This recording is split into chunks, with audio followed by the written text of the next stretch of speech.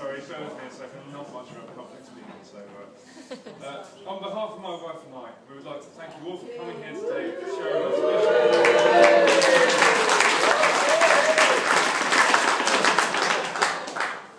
Perhaps you're not familiar with how me and Vicky met. Allow me to enlighten you. My story with Vicky began 8 years ago when a few of my friends brought a girl onto a beach barbecue. From what I saw, she was okay. After getting past a bit of small talk, we sat on a bench chatting over a few drinks and somehow managed to hit it off. As I huddled up to her to keep her warm on a cool summer evening, we left that evening with a positive outlook.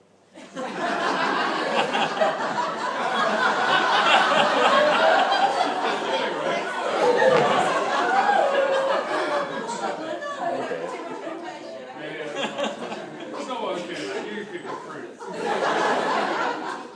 I was fairly laid back in the college days, and obviously I wanted to play cool. So I left it 2 weeks and managed to lose her number.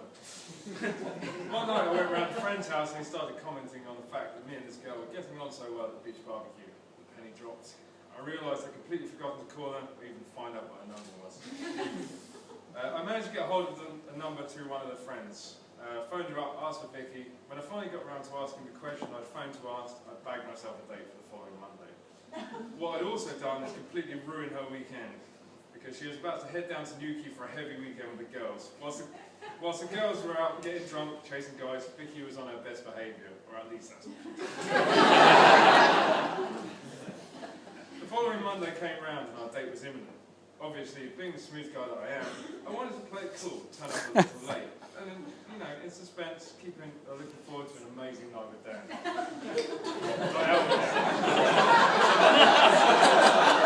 That's what I know.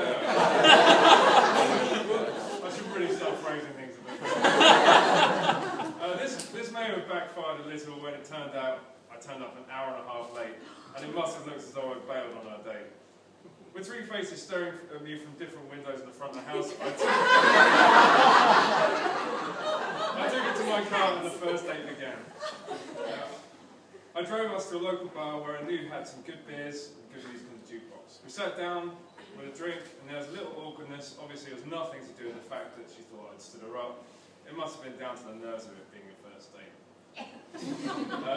We started chatting and managed to get the evening back on track we hoped for. We moved closer to each other, sat on the sofa, we had a few drinks, and even managed a brief kiss. It was all going so well.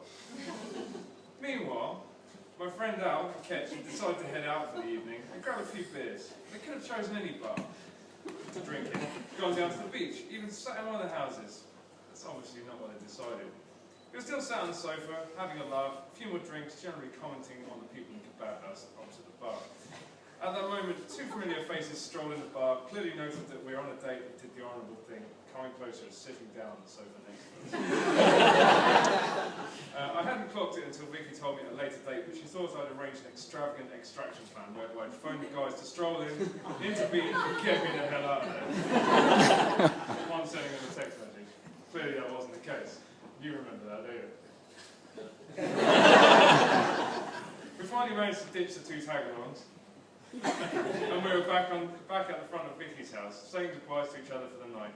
The moment had come, I knew this was it, the parting kiss. The kiss which will define our fate to us. It had to go well and had to go right.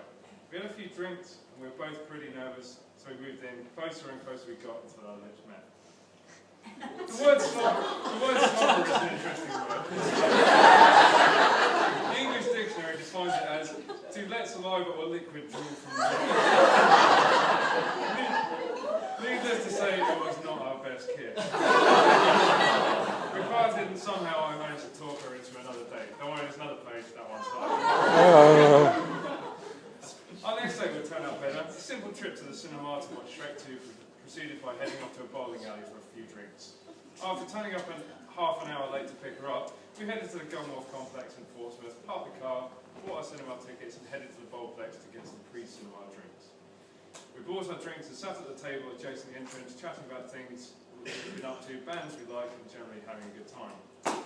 My friends Al, Greg, Brad, Sam, and a few others were off out for the evening. They could have chosen any bar. Gone down to the beach, even sat in one of their houses, but that's not what happened. Watching a large group of your friends walk in and acknowledge you on the second date, particularly after how the first one went, is disheartening to say. They clocked us on their way in and could clearly see her on a date. Of course they did the honourable thing. Within a couple of minutes they'd all had drinks and was convened around the table. Obviously at this point, looking at Vicky, and I'd come to the conclusion it was game over.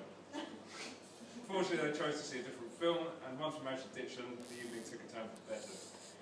After some fierce convincing, telling Vicky that it was a coincidence, we headed off to the cinema.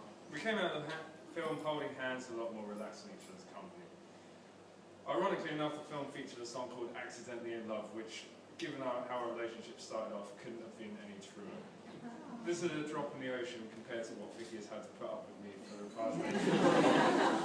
But she has stood by me all along, and I will dedicate the rest of my life to making up for her. Oh.